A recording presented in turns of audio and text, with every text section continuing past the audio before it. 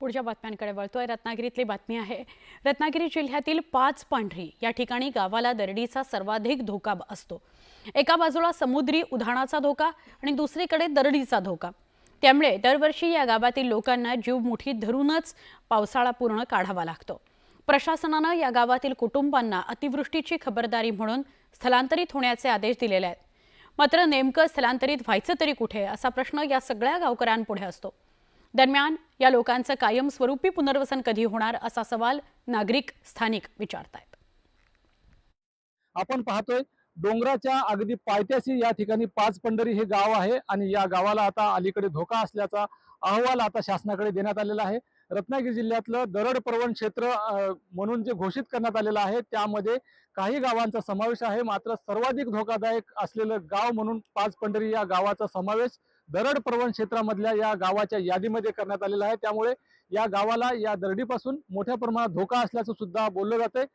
यापूर्वी या ठिकाणी दरड कोसळली होती, काही घरांना धोका निर्माण झाला होता। मात्र प्रशासनाकडून इथल्या 70 ते 80 घरांना दरवर्षी पावसाळ्यामध्ये नोटीस दिली जाते आणि इथल्या लोकांना स्थलांतरित होण्याचे आदेश प्रशासनाकडून प्राप्त होतात। मात्र नेमकं स्थलांतरित कुठे व्हायचं हा त्यांच्यासमोर प्रश्न निर्माण होतो।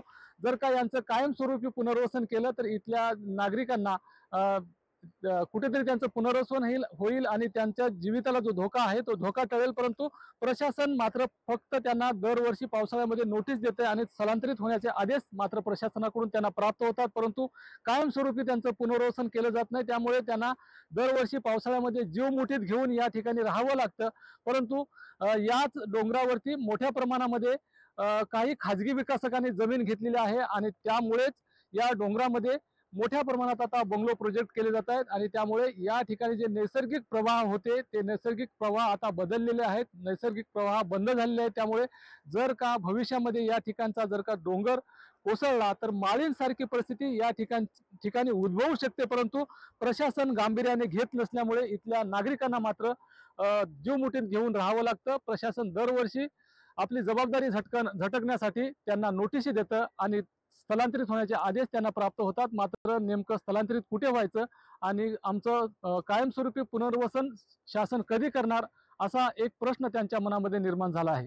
शिवाजी गोरे, न्यूज 18 लोकमत, दापोली, रत्नागिरी।